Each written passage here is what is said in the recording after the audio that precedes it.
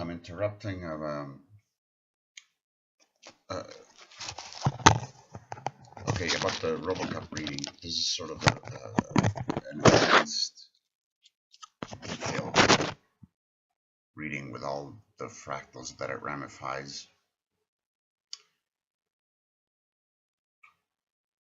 If you look, I'm still in the process of doing this, but I'm creating the center points lines for the card. And there were two main, possibly two main areas of reflections, subjects. One has to do with the, although I tend to start with a thought, I apologize, and then I get sidetracked, so I might not even get to point two, and I even had some questions about point two, but one is I hesitate to get into a little bit because it has to do with the quote-unquote mysticism. The other one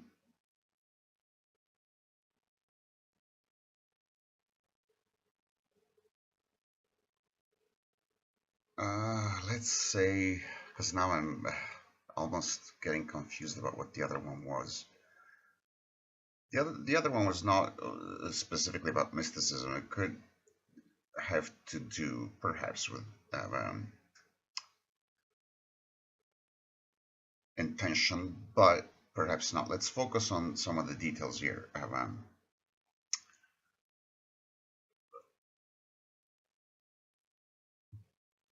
For years, I have thought that the center point of a card is important,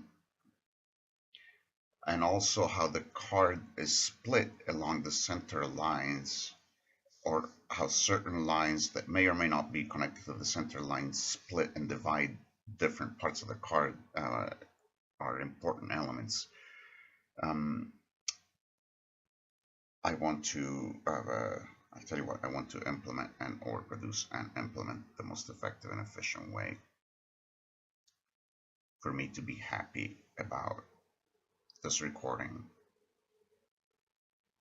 about my reading of the quote-unquote robocop card. All right, so let's look at, I'm gonna load these images later, but the card is the standard card size that I've been using since the Model Line Cards deck, which is 370 pixels by 592 pixels. By the way, this is the third recording that I'm making. Actually, it's the fourth, but the third one accidentally didn't get saved, quote unquote accidentally. Let's just say, let's keep it simple, accidentally didn't get saved. It's probably a good thing. So bear that in mind. It doesn't mean that you should listen to the first two recordings by any means, but I am going to proceed with the premise that I've already made two recordings about the reading of, that I already have two recordings available about the reading of my reading of the robocop card. I said that the card uses the standard size that I'm using, which is 370 pixels by 592 pixels, or 592 by 370, depending on whether you're portrait or landscape. And as I was drawing the center points, the center point of point or points, because it's an even number of pixels, there is no such thing as a center point. The center, because if it's 370, then, and I'm drawing a line across the center, because of the technology, it's going to be, what's half of 370? 150 50 plus 35, if I'm doing my math right, it's 100. There's going to be 185 pixels on one side of the card. Does that make sense? 370 divided by 2. It's easier for me to do 150, then I got, yeah, it's 185 pixels on the left side and 185 pixels on the right side. So there is no center pixel. Nonetheless, that's if we're getting down to the pixel, which we're getting into. Nonetheless, you can point to the center point in this card specifically. There are other cards where if, because of the pixel resolution, you're in between. If pixel number 185 is black and pixel number 186, which is the first pixel of the other side of the card, is white, then technically speaking, is your center point white or black? See how this gets connected into fractals and mysticism. But here at the center, we've got such a gradation between the grayish bluish color of the armor that's not as distinct as if you would have a center point. Obviously, if you have a card in which the center point doesn't exist, as in which the center point, if you put it on the pixel 185, the center point is white, and if you put it on pixel 186, the center point is white.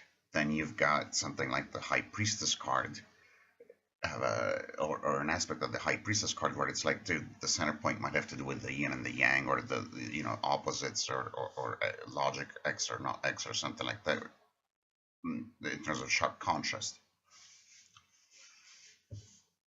I was actually okay. Let me just focus on some of the other things that I'm noticing as I'm doing this.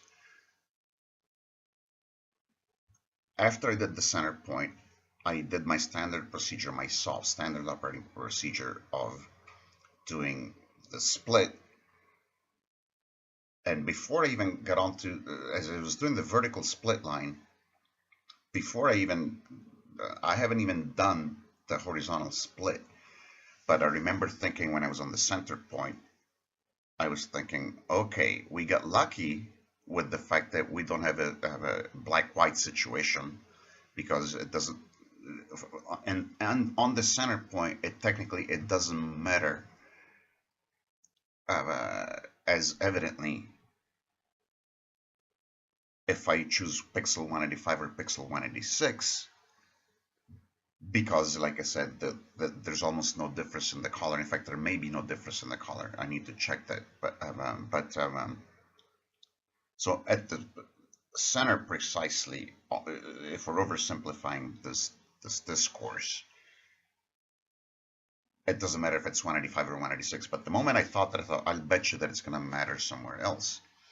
And the first thing that I noticed is that as I was drawing the line towards what would be the top of the card, I had the card sideways as I was working on this, because it's easier. I got a small screen, and when I magnify it to the maximum magnification, whoa, it's 3:14 right now, 3:14 a.m. on 2016, February 2016. 3:14 always makes me think of it's pi, Pythagoras, pi 3:14. Mysticism has a lot to do with, for example, if you want to measure the area of or the surface area of a circle, or the length of the circumference of a circle, it's pi, which is abbreviated as 3:14. And pi is an irrational number, in the sense that if you divide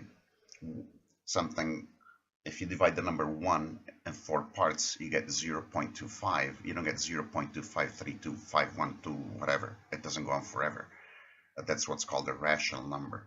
Whereas irrational numbers, and it gets into whatever the squaring or the circle and all and other stuff that I've said about, if you magnify something to the upteenth degree, whether it's something that's been produced on a computer, which is made of square pixels, or it's something that's a printed glossy magazine from Cosmopolitan, and when you blow it up, not online, when you blow up if you take a super magnifying lens to the printed edition of a Cosmopolitan magazine or any magazine, or if you just go stand and look real close at a huge billboard, or something that's at eye level, but a huge advertising that you can walk up to in the street. If you look at it, it's not pixels, it's DPI, dots per inch, and instead of it being square pixels, it's rounds. But it doesn't matter if you use a huge magnifying lens or on something printed, or if you blow up the zoom on something on your computer screen, which is made of square pixels. Inevitably, it gets into contemplating your navel, because you begin to understand that there is no edge.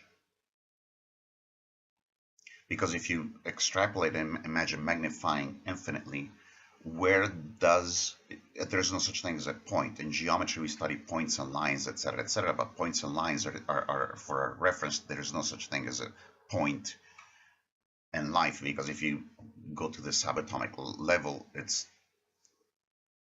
you're talking about the nucleus of an atom and the proton or the electron going around it, and so on and so forth. So it's a trip. I'm not going to go down that hole right now, but in terms of what I can manage right now with analyzing an image, even though it's got writing on it, it's what's called a raster image as opposed to a vector image, which means that, I'm not trying to get technical on you, but if you read, for example, model length, the words model length on the card, it's not a text. It looks like text, but it's actually a graphic made of pixels. But the point is that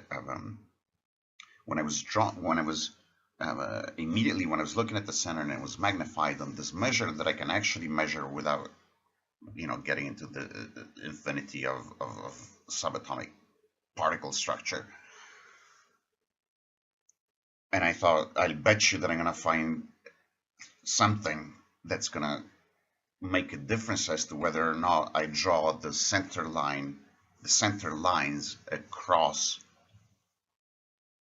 the 185th pixel or the 186th pixel. And the first thing I notice is Robocop's neck. Now, I'm not ready to say what the meaning would be of Robocop's neck. As I've said, I think the longest that I've spent studying a card was 4 or 5 years, and as I've said, you can contemplate the McDonald's sign for 20 years and come to the deepest understandings of yourself or the universe or whatever, But so I'm not gonna know. I don't know right now. I'm not comfortable saying what does it mean. What does Robocop's neck mean? However, I can tell you that it makes a difference as to whether or not the vertical split line, which in these images I might have horizontal for easier viewing, but or I might rotate them. But if you extend a line across across what I'm calling the vertical, regardless of how I later position it for display,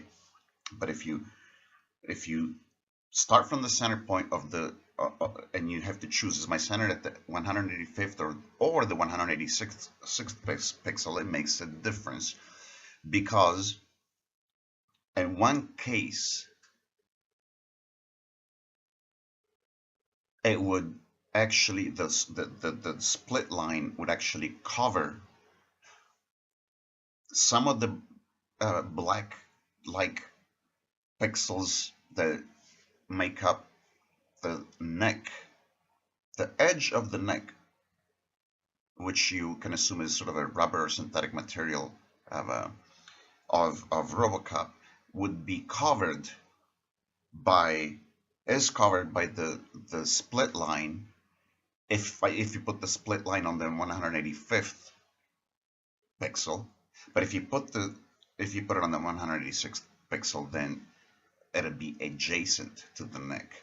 I also noticed a strange coincidence that on the opposite end, towards the bottom of the card, there's in addition to, well, okay, I noticed that it actually goes across sort of the if you've grown up in literature classes, you know that we have to talk about this stuff, but the sort of there's a phallic signifier, to use graduate school terms, in the sense that, let me look at this again, but hold on, because much as I'm trying to pull up the image, much as you can notice by going across the vertical split line, much as you can notice that in inserting the center line, I mean, when I designed the card, then I put the numbers like 3W, etc. for the game code, and I put a square, a rectangular black box sort of over that looks like it's sort of over a rectangular white box, and then I got the numbers for the game code like 3W, etc., overlapped on it.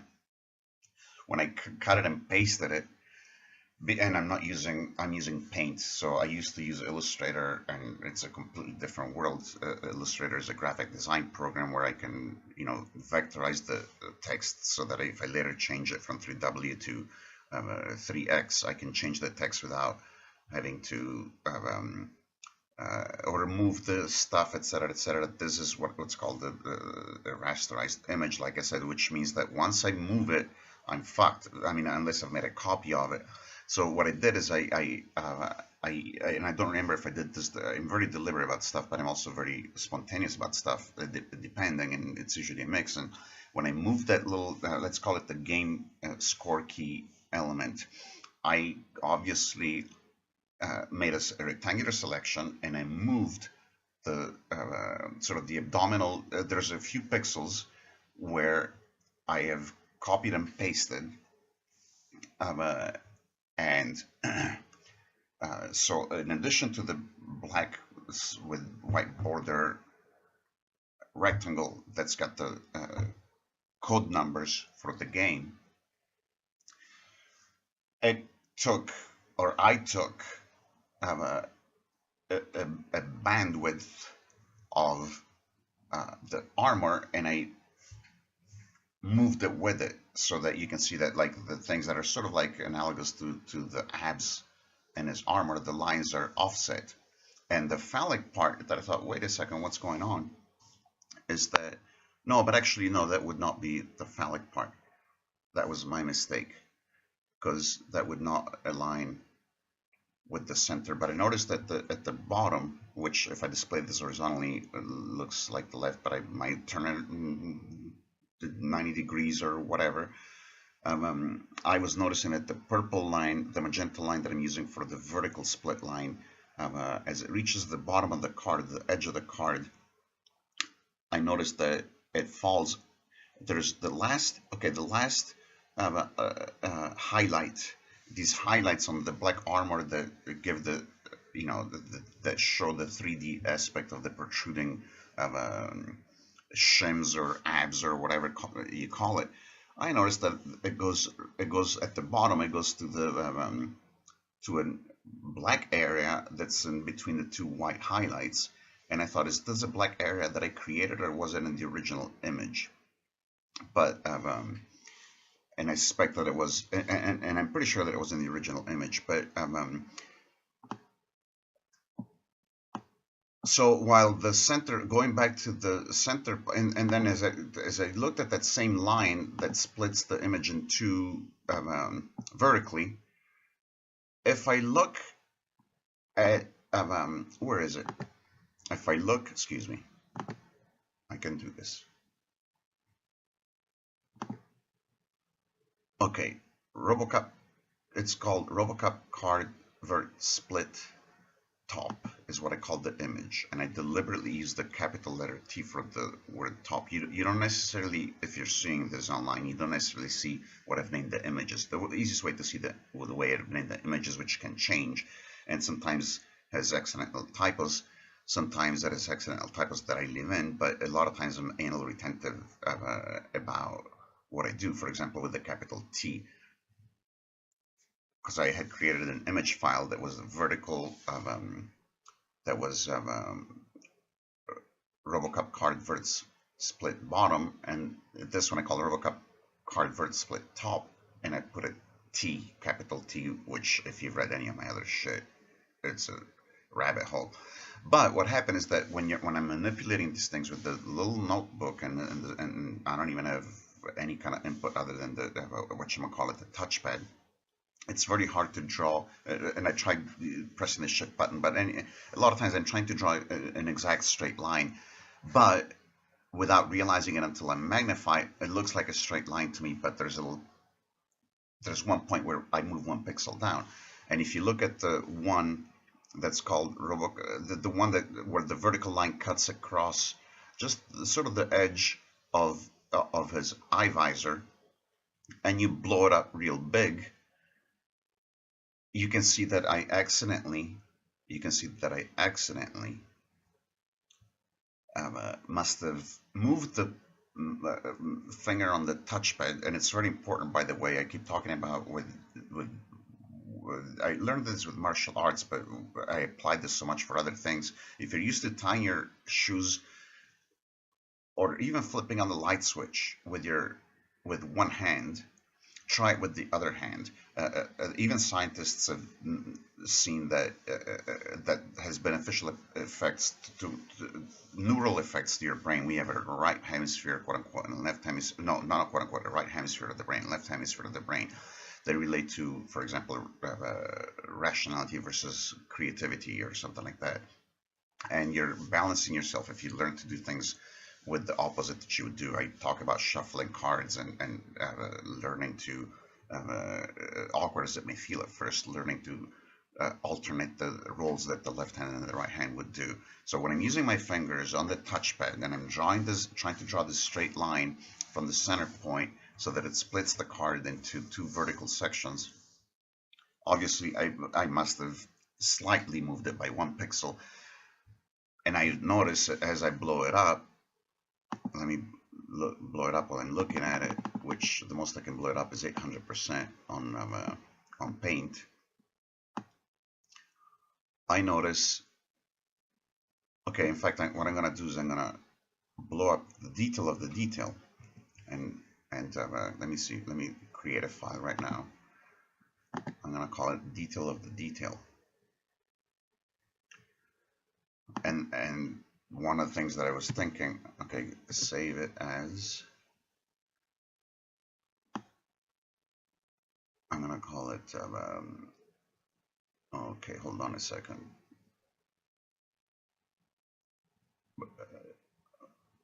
A robocop card, detail of the detail.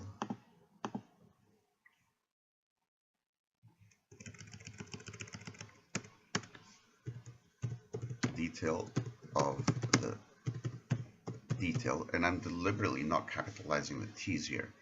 It's a matter of it's faster. The thoughts that are behind the word that I say, the thoughts that are behind the word that anybody says, are way many more than the word that you're saying. It's particularly interested when you're particularly stoned, and you can be aware of those thoughts as they're going through your mind. I'm not stoned right now because I haven't had weed in a long time, alas. But you can see in the image where the line, there's the accidental mistake where I must have moved it, and one of the things that I can tell, well, for one thing, obviously, you can certainly say that because, and this is not a matter of pixels, this is a matter of a large enough area, relatively speaking, that the vertical split line ensures that the eye element, the black visor, which ironically has this figure looking at you, and you need to understand and remind yourself, if you're getting into next gen tarot and you you collaborate with the cards. Maybe I'll explain some other time while I say that, and I don't mean to upset anybody by saying that, but if you're let's say if you're interacting with the cards and your main purpose, above and beyond your own particular interest or enjoyment or fascination of it, but your main purpose is you want to understand the card that represents you happy about someone or something. And as I keep saying, the more you match the card, the more you're happy, or the closer you are to being happy, the more you're happy about that person or situation or thing. Now, in this particular case, when we're studying this, let's, before we go into the detail of the detail, which essentially we've done already with some of the things that I've said, without getting to the pixel, just by drawing a line that splits the card in two, there's no question that the eyes, even though they're black and it's a visor,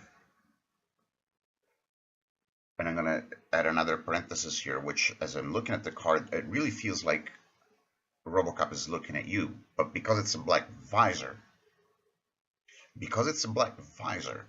there's an implicit, and if nothing else, element to it, which is that it has the effect that it's making the person feel like RoboCop is looking at them, but for all you know, RoboCop's eyes are closed, or he's watching porn in a screen inside the display that we cannot see,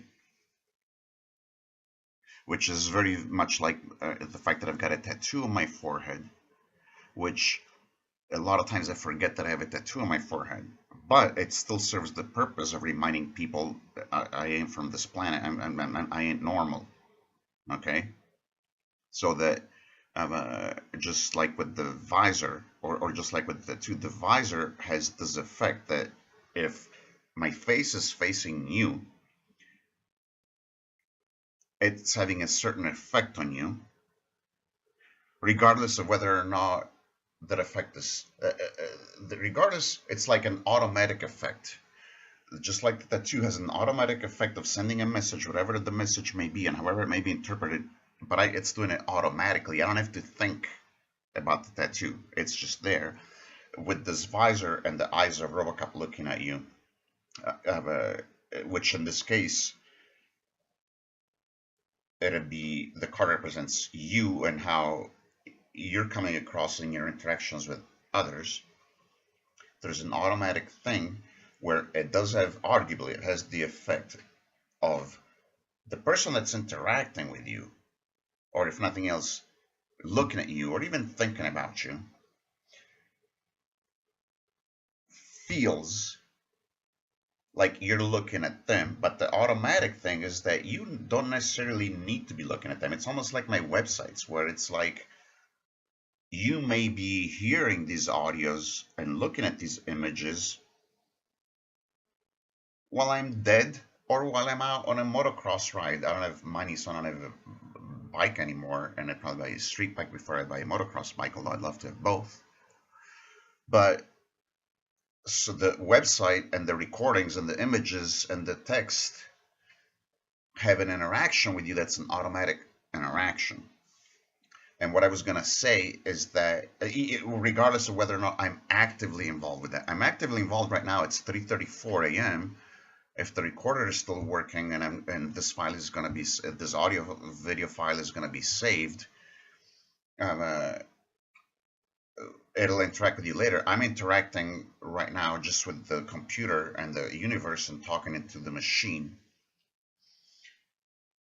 But one of the fundamental points that I was making about leaving aside the detail of the detail but focusing on the detail, if you draw a line that splits it, and you take the two and you split the two cards, you take scissors and you split the two cards, okay, and you can only see what we're going to call the right half of the card, The right half of the card, starting from pixel 186, would have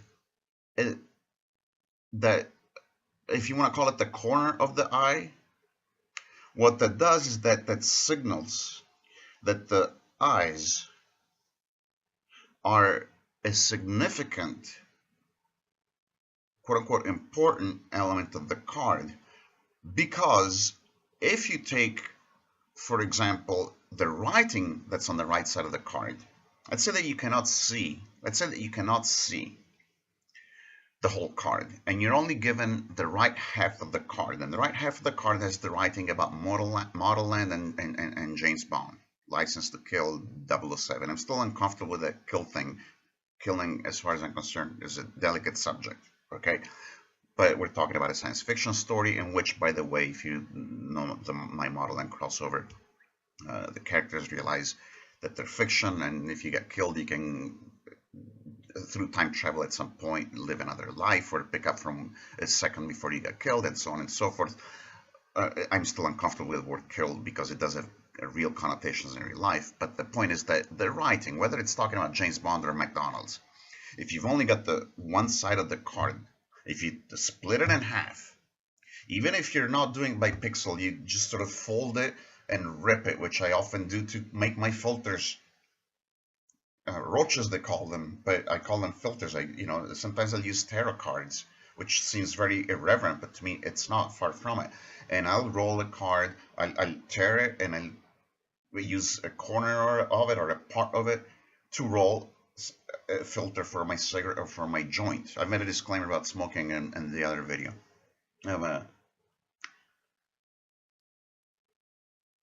But even if you're not detailed to the pixel, and you rip the card in half vertically, and you give one half to somebody else, okay, and you give the half that's got the writing about Model N cards and 007, RoboCop, by the way, in Model N, RoboCop reads Model N. But anyway, in RoboCop, Model N reads blah blah blah. Okay, if somebody's only got that half of the card, they may wonder if there might have been other writing, other text on the other side of the card. But when they're looking at that sentence, those two sentences, the one in the black rectangle that says, something to the effect, I don't have it in front of me right now because I'm looking at the pixels, but, RoboCop Model N 007. And even the other text that's outside the box that says, Model N cards, www, etc., etc., etc. You don't feel like you may not know what's going on, but you feel like, okay, I've got the complete writing of this section. Contrary to that, if you rip the card in half and you're close enough to the center, you don't have the visor, but you have the corner of the eye of the visor. And what I sort of argue that it does is that it's letting you know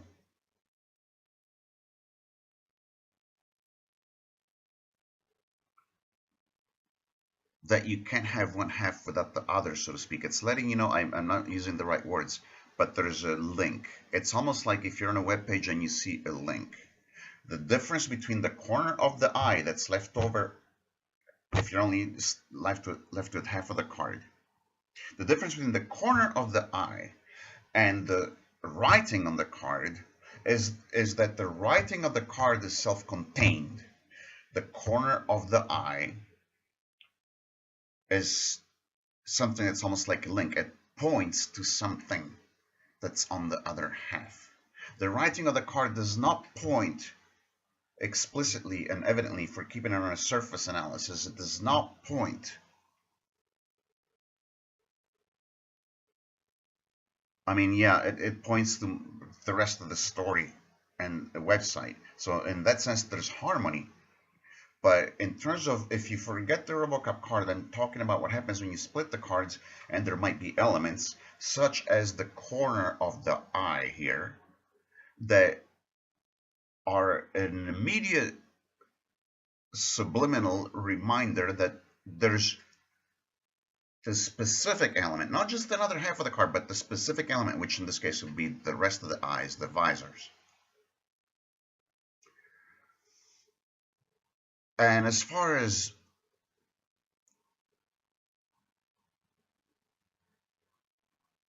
the mysticism related aspect, I addressed this elsewhere in the nextgentarot.com website, as well as a whole bunch of other places, but the easiest way for me, I don't know if I should just reread this because I want to keep it super simple.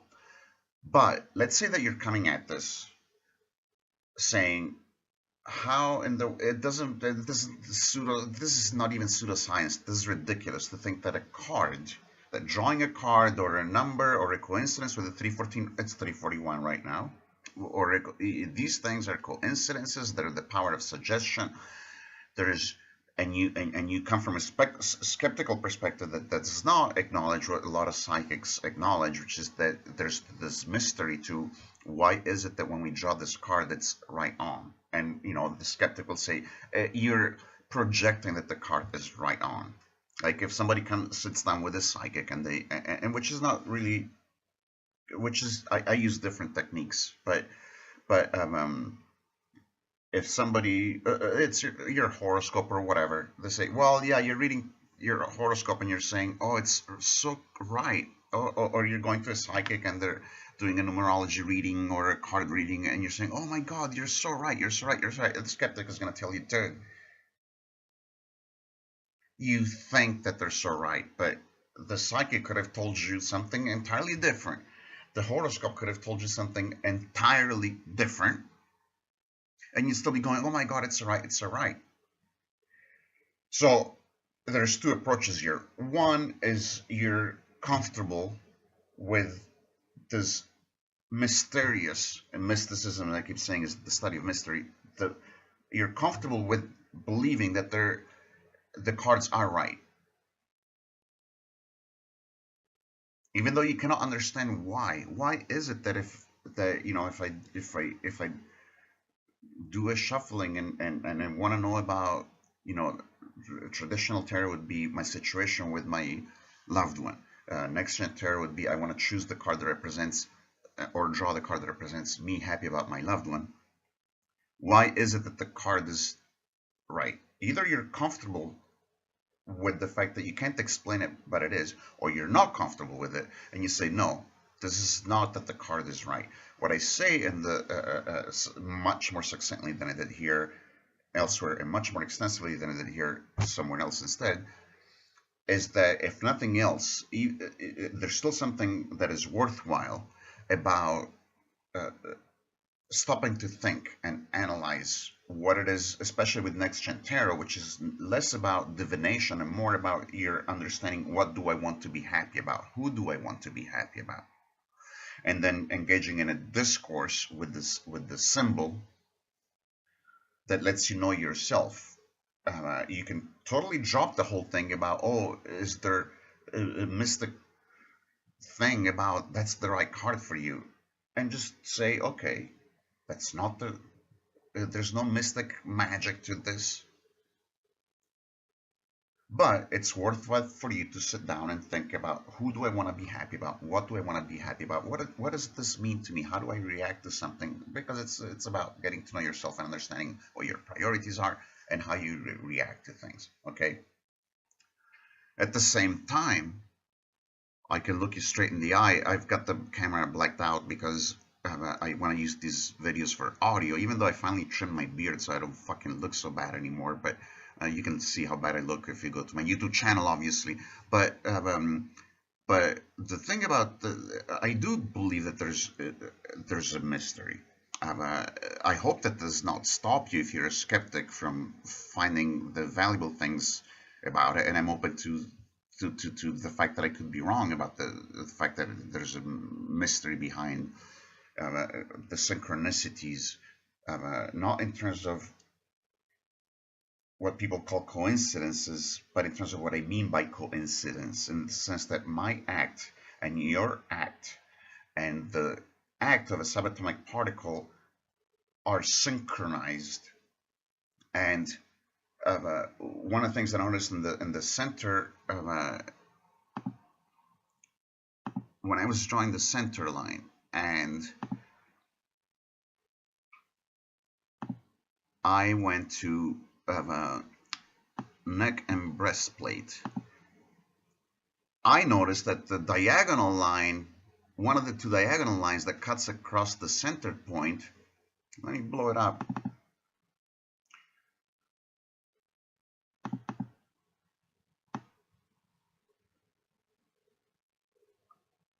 Unquestionably, okay, I'm gonna do this one too. Okay, I'm gonna save this one. I'm gonna call it, hold on.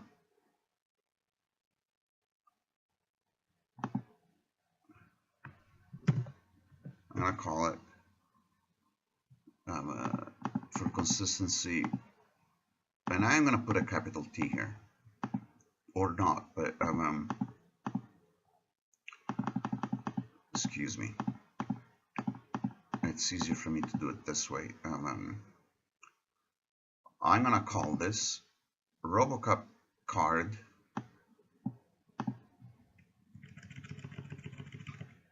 no, I'm still not going to use a capital T to sort of, because I wanted to, I'm doing a flip, just like instead of using my left foot, I'm using my right foot, put it in my mouth. But robocop card, center of the armor.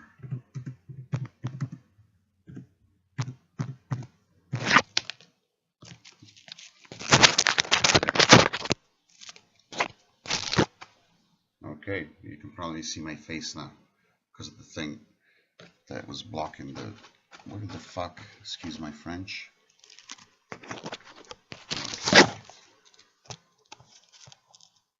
Center of the arm, forget it. Center of the armor. Don't look at my face, look at the center of the armor, okay? So the card is 370 pixels wide. So, well, then again, the computer decides when you're doing a, no, actually, yeah, because I'm starting from one very clear pixel in the top left corner, or vice versa, going to the bottom right corner, and lo and behold, and bear in mind that when I designed this card, while there may be times when I'm careful about the dotting of the I and moving things to the pixel, there are other times when I think, okay, it just looks good this way, and the center point analysis comes later. Now, there is no question that the breastplate of the armor is not only split in two, because you got sort of the left breast and the right breast, but the armor is actually has a dividing line that splits the armor in two, above and beyond the normal chest division between the two aspects, the two sides of the chest. There's actually, you even have these two little, rivets type things. And talk about fractals. The center line, the one of the two diagonal lines goes, I dare say, you be the judge, precisely. Just look at where it goes. You know, in my shaman page, the one that I call the shaman page, which is the lengthy one about the purpose of this text is to something about the priorities about existence and society and so on and so forth. I talk about the capital T in terms of the visualization, a symbolic visualization of the beginning of awareness and logic in terms of, starting from my point, does that point split? Does it go left? Does it not go left? Etc., etc., etc. And this line, this diagonal line, when I look at where it goes, because it could have gone a pixel higher or a pixel lower, a pixel to the left or a pixel to the right, and it would not have come to the equivalent of the intersection of the vertical line and the horizontal line of the T. If you look at the lines that define where the two rivets are, etc., etc., the armor, Now, in terms of what all of this means, if I drew this card with the number one method in the about page at nextgentarot.com and in the about page at nextgentarot.com, which now I'm going to look at because I'm tired of looking at these details.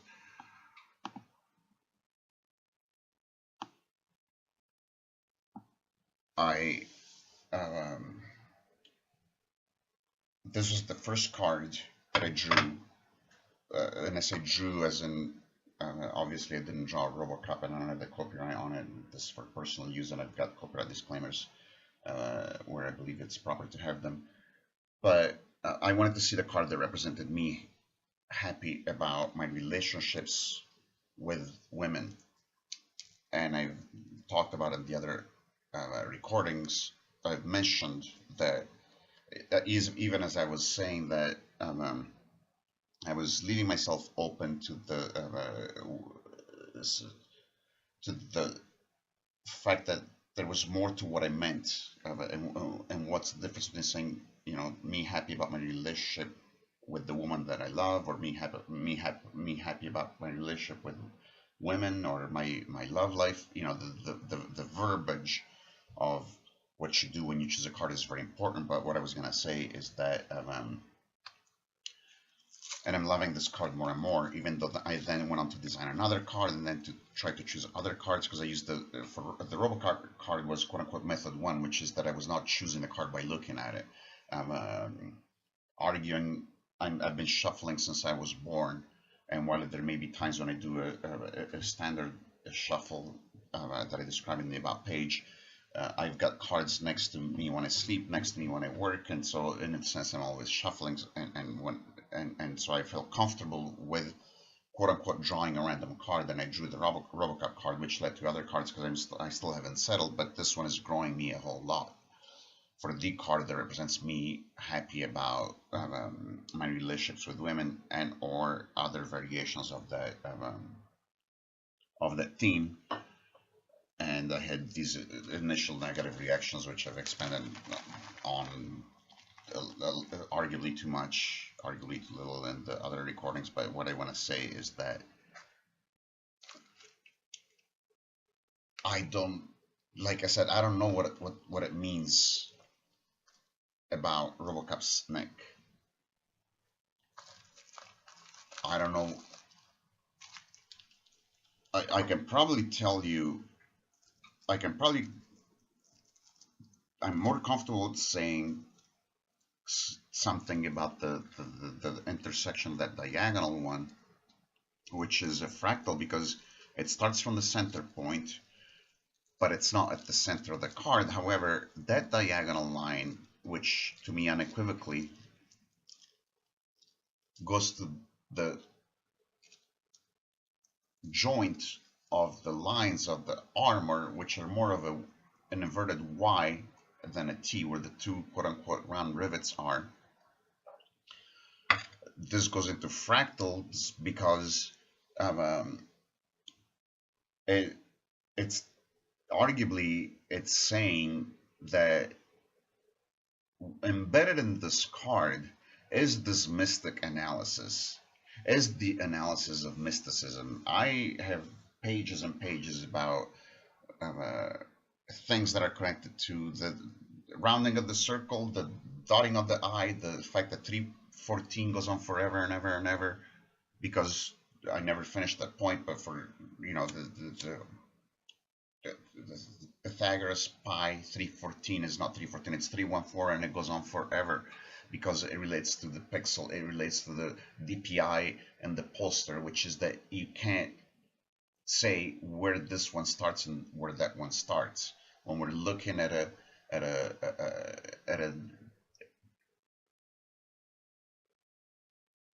dot on the I, the first word in the modeling card says N of this robocop card says N model, and if you're looking at the dot of the I, you can distinguish it with your eyes from the dot of the I from the bar of the I. But it's an approximation of our brain, because, like I said, if you blow it up forever, you're going to get into Pythagoras and pi forever, and this is connected to the study of mysticism and infinitesimals and this and that. So what I'm trying to say is that while I'm uncomfortable saying what the neck means, I am less uncomfortable pointing to a possible meaning of like I said, the study of mysticism being embedded in this card. There's also something about permanence and solidity at the same time that you could study this forever in this card. I also wanted to say something about the fact that I mentioned the other recording that where it says www.crossover.beltup.c and then I could have had the overlap. One of the things about it is that if it would have had an overlap where the phrase crossover.beltup.com was superimposed on his chest, just like the scoring key is superimposed on his armor, what it does by stopping right there, I mean, one of the many things that it does, excuse me, is that, let's put it this way, if .com was overlapped on top of his chest, it would create more of that typical graphic design feeling, which is that you've got like a glass and then RoboCop is behind it. Not that it's a glass, but it's like two layers. What this is telling you subliminally is that by the C stopping and then going back up, by not having that white text, which is arguably arguably would have been more conspicuous if the .com went over his chest, you have the joining of the two layers. If you can visualize the card where the .com goes over it and RoboCop is kind of behind it, here you achieve an effect where neither one is necessarily in front or behind, or at least it reduces the notion, the visual perception that RoboCop is on a layer behind. So there's a union of layers. But I was trying to say,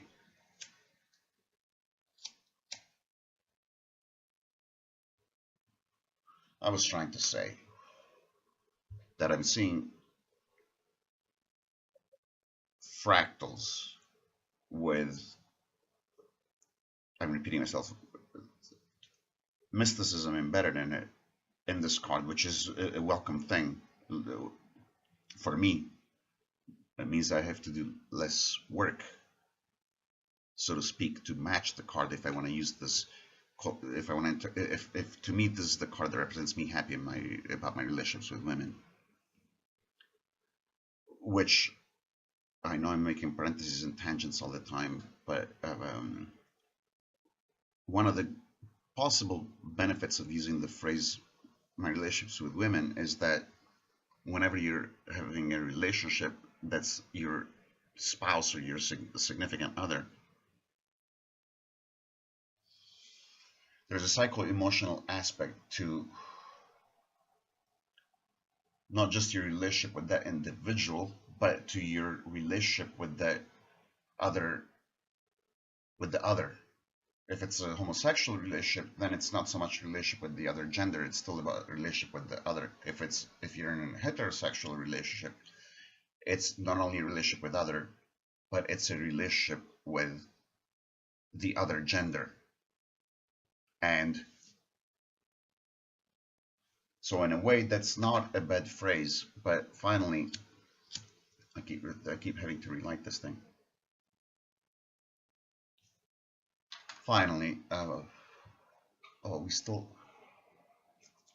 let's see if I can finally do this right. Finally, I mentioned this uncomfortable subject about, I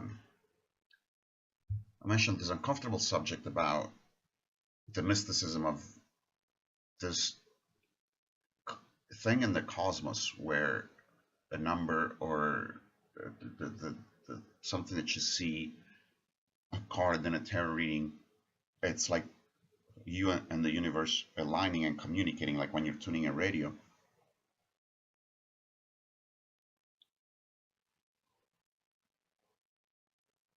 I was one of the many thoughts that I interrupted and then I went on a tangent was that I did not design the card knowing where the center points was going to be. I did not design the card on an aware level knowing that the diagonal line was going to cut across the intersection of the upside down Y that's, creates these lines on the armor in the center. I mean, if you were to say where's the center of the breastplate of the armor, it'll be that point. I did not know that. So whether or not there's a connection in the universe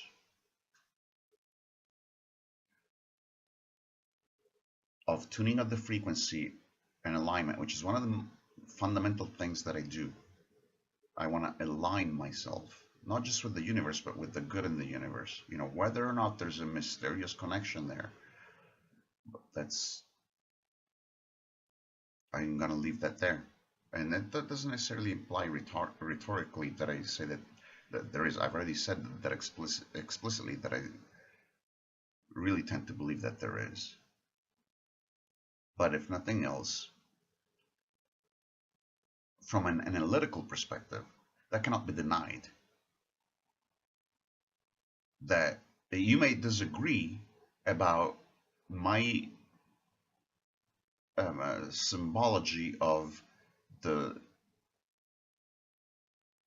what I talk about logos and the distinction and oneness, and then oneness growing into distinction, and the connection of where the vertical line of the T meets the horizontal line of the T, which is actually the starting point in terms of the analogy that I was doing in that other page.